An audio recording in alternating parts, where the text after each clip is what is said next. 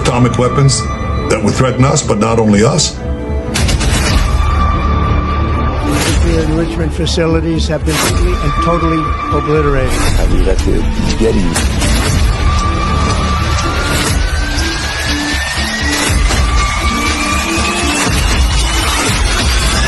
به نظر من که شما صاحب یک تکنولوژی شدید اینه نمیدونم از Hello everyone and welcome to our podcast discussions.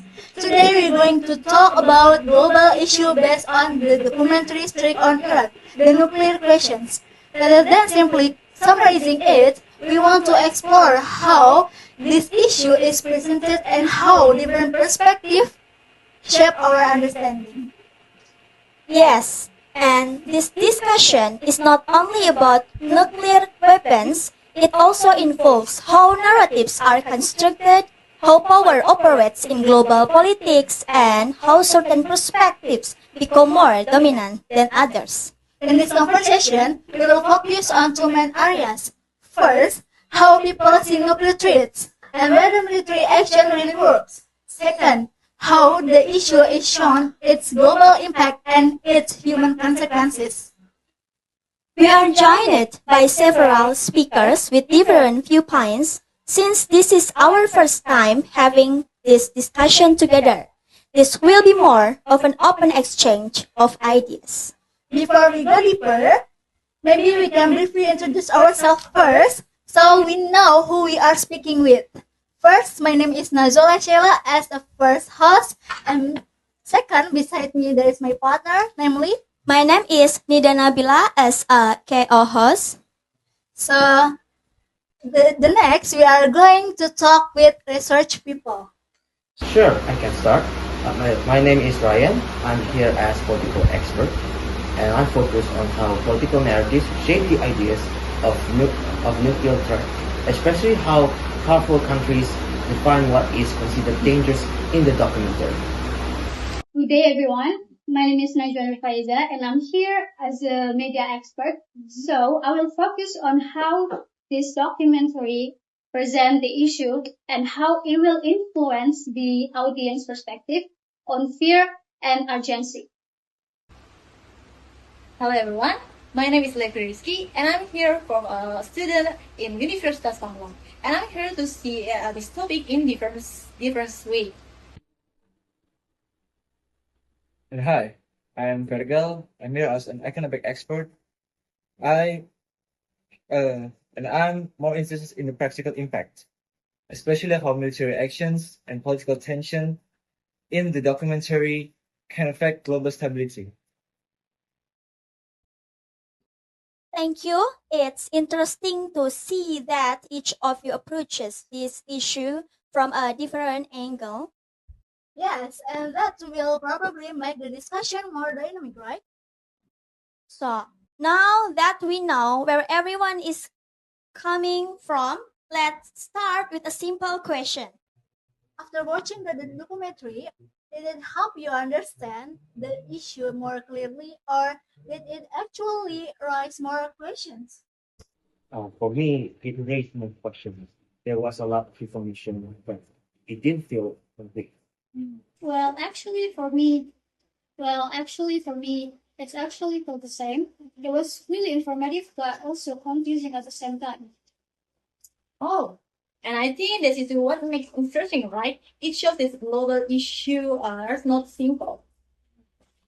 Yes, and it also made me realize that what we see in media is not always the full picture. So, instead of giving clear answers, the documentary actually pushes us to question what we are seeing. That's right, and that is where we will begin these discussions. Okay, before we go too far, I want to focus on the first issue. When we hear nuclear threat, we usually treat it as something clear and objective, but after watching the documentary, I feel like it's not that simple. It feels like the idea of threat is already shaped before we even try to understand it.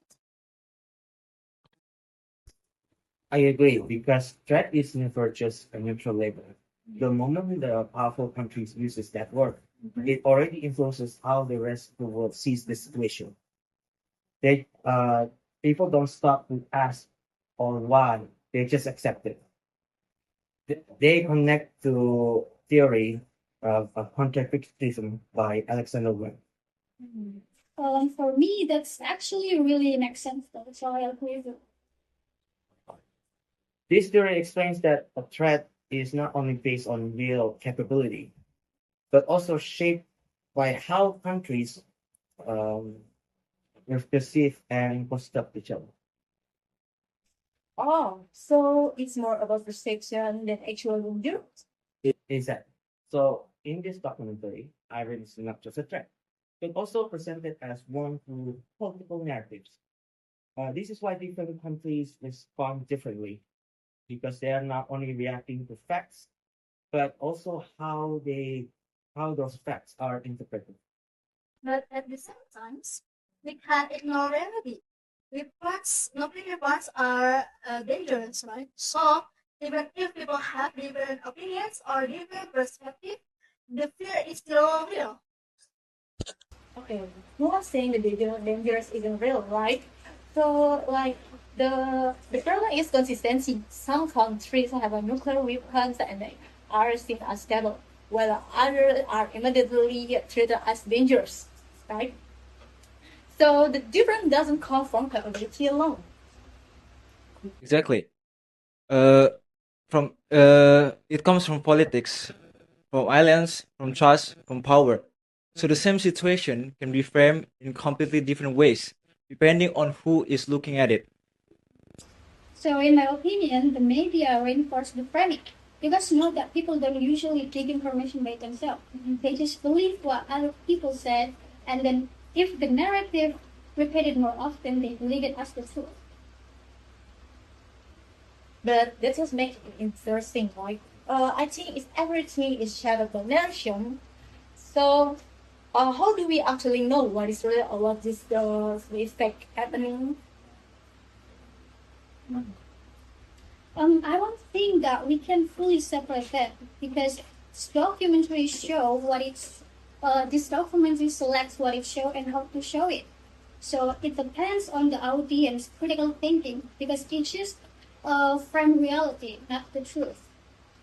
So we are not just reacting to facts, but also to how those facts are framed. Yes, and that framing can shape fear. And once fear is there, everything else becomes easier to justify. Huh. But isn't real happening, right? Guys, the people it just react first and think later. Not always. Political decisions are still based on strategy, not just emotion. Including military actions.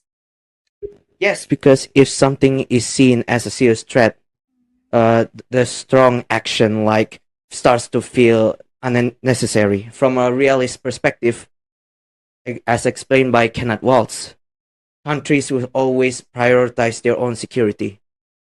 So even risky actions like military strikes can be seen as rational if they prevent a major threat.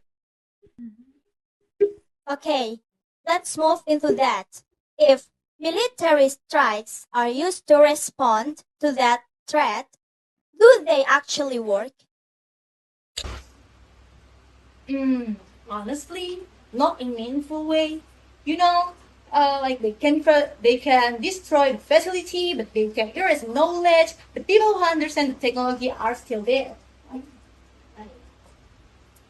But in my opinion, it's just still so wrong. Maybe Fergal wants to say something.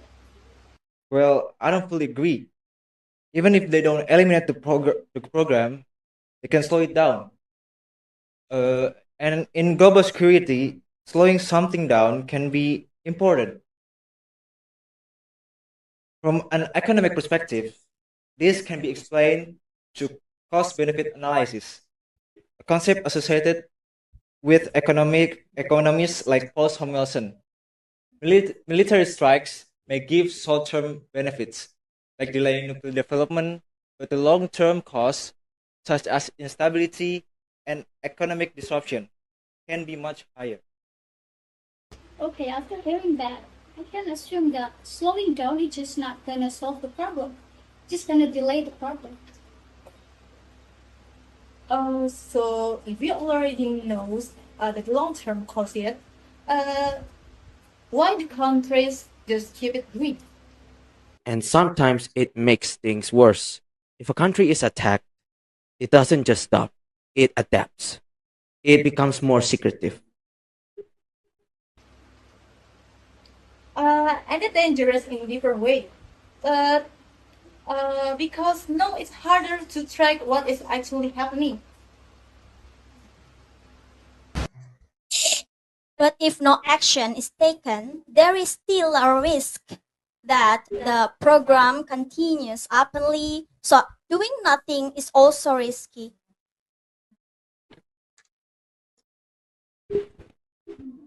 Well, that's why some countries justify military strikes.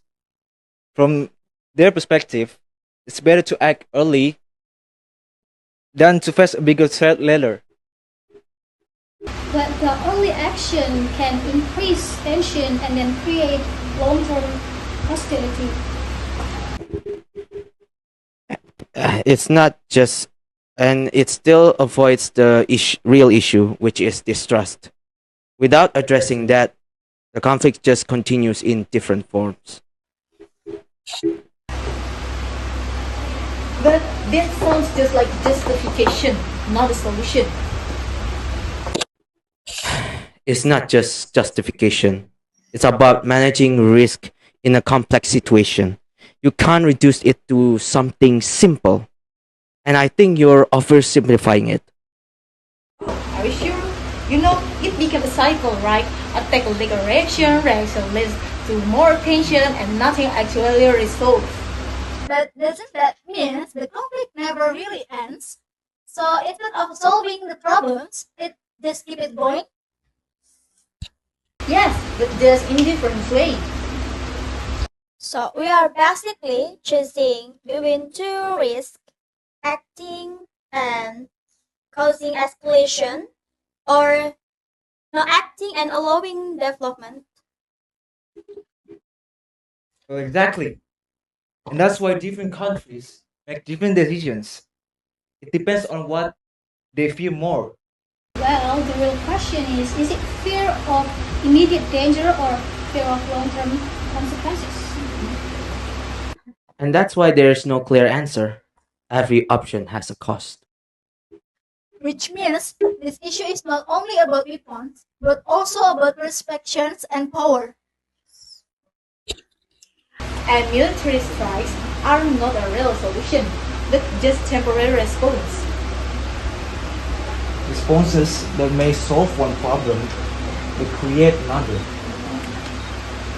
And then which is why this issue never ends. So we have bigger problem here. After everything we discussed about strategy, I want to shift to something that feels more personal. What did you all feel about the tone of the documentary? Honestly, it made me feel uncomfortable. Not because it was louder or aggressive, but because it felt controlled. Like it was calm on the surface. But underneath, there was constant pressure building. It made me feel like something bad was inevitable. In a way, this reflects what Alexander Wen explains, that meaning is shaped through perception, not just facts. Well, I agree with you, Ryan. So it feels real because it's the way how we present it. In media, we call it framing. So this documentary just show how it shows and what we show. And then it's back to, lead us what to focus on. And then also it's gonna make the audience think, not just accept it. But that's what works in, right? If the tone can make others feel that way with us, as nothing serious, then how much of our reaction is actually our own life? Are we really thinking about it, or this reaction to what we feel? That's a fair question. What? Are you saying that we are being manipulated? No, I'm saying we're being influenced. That's a different, right? But it still matters. And then I also agree with you. I get what you say, Rafi. Thank you. And most people don't even question it. They just accept feeling as the truth. But can't just blame the film, Brian. Every storytelling has their own way how to, storytell. And then it depends how the public consume it. So back to the audience again. I don't agree with that. If the tone creates fear, it can push people to support stronger actions, even if those actions are not fully justified. From an economic perspective, this can relate to cost-benefit thinking, as explained by Paul Samuelson. When fear increases, people are more willing to accept higher costs for the sake of society. So fear changes how people evaluate risk. Yes, exactly. It seems what people see as acceptable. Exactly. Fear changes judgment. When people are afraid, they stop thinking critically, right? No, you're making it like the audience is a dumbass because, most of, well, not most of them. I mean, this documentary has audience that probably adults, so they have ability to think. In theory, yes, but in reality, not everyone question what they feel. That's the problem. But doesn't that mean the tone can shape political opinions too? Yes, because emotions comes first, logic comes later. If you already feel that something is dangerous, you're more likely to, let's just say, support anything that promises support. But if that feeling come from tone, like, not reality, isn't that risky? It can be risky, but that doesn't mean the danger isn't real. You focusing too much on perception and ignoring the actual threat. Reality still matters even if perception shapes it. So even that safety comes at cost.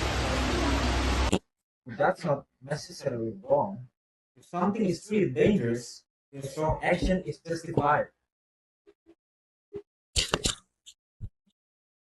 But the problem is we don't always know if it's truly dangerous or if we are just made to feel that way. Okay, guys, let's move to the bigger impact.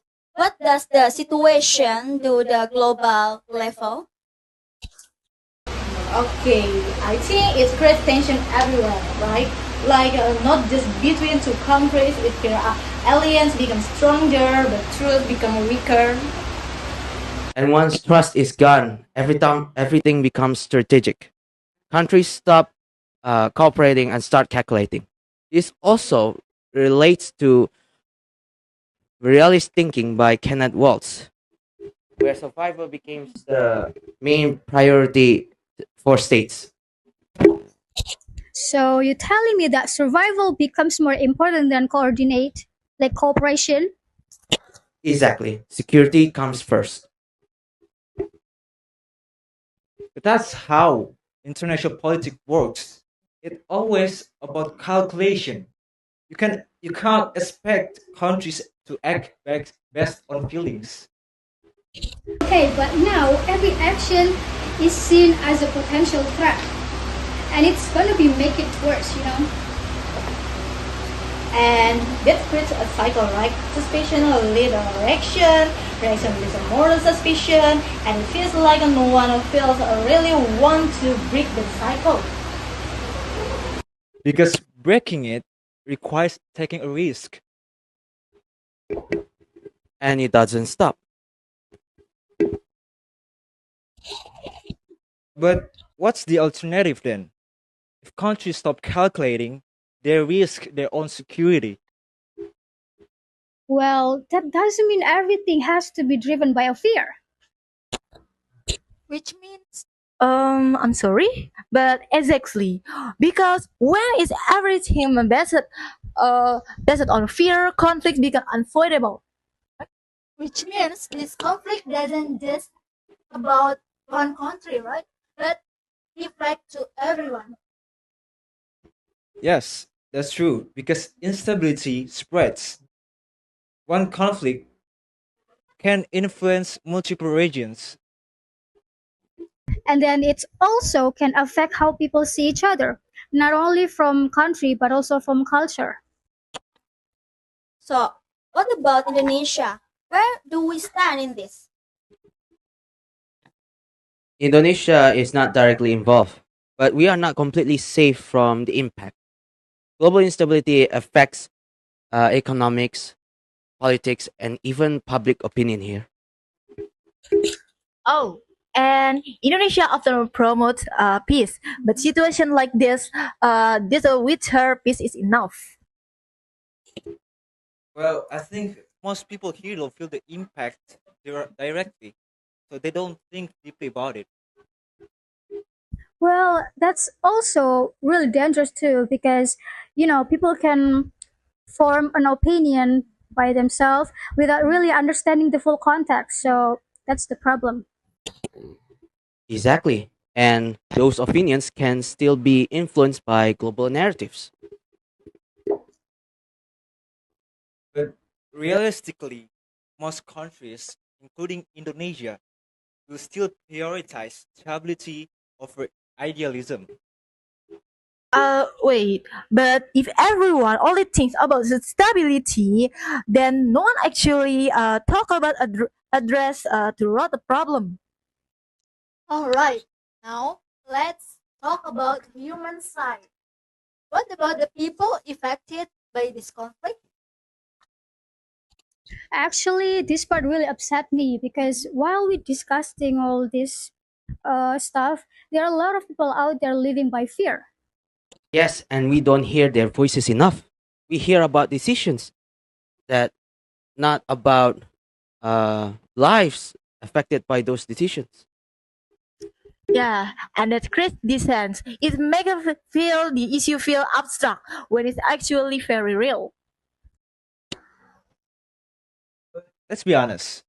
Countries don't make decisions based on emotions. They prioritize security. I'm so sorry for that, but I disagree with you because if you're prioritizing without, thinking about human side, then what are we exactly protecting? You're protecting the country as a whole. That's the reality. But at what cost? Because if people are constantly suffering, then security becomes meaningless. I'm sorry. Security without humanity is incomplete. But ignoring security is also unrealistic. Oh God, no one is saying to ignore it. I was said that it shouldn't be the only priority. Okay, guys. So then, what can actually be done? Is there a real way out of this conflict? Dialogue is the only realistic starting point. Without communication, nothing changes. Building trust take a time, right? The dialogue sounds ideal. In reality, trust is already broken. Yes, but that doesn't mean it's impossible. It means it's getting harder. But and many countries don't want to wait a long time. Well, it's gonna make more problem. It's not that hard to understand that. Exactly. Like quick actions like military strikes might look effective, but they don't last. They give immediate results, and that's why they are used. Okay, guys, I'm sorry, but temporary result not a real solution. So, what's your alternative? Just wait and hope things improve? No, actively rebuild trust. That's harder, but it's more sustainable. And then it's also need patience. And it requires temperance, not necessity.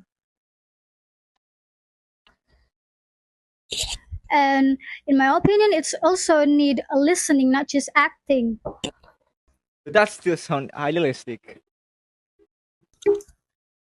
Idealistic? You said idealistic, but that's actually the problem. People say just idealistic, but people just try it over and over again. So why are we still defending it? Because in reality, countries don't have the luxury to try something ideal.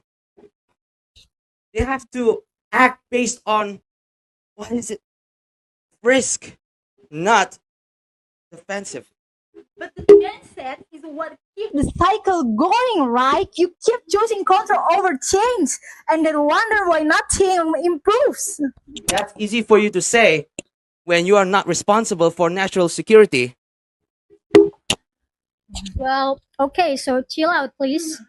This reaction actually shows that something, important. Different generations show different perspective, and sometimes it's more, towards stability, and while others more focused on change. So relax, please. Maybe about because the weather is hot, right? Yeah. So the situation for the wrong, and then maybe that's why this issue is so hard to solve.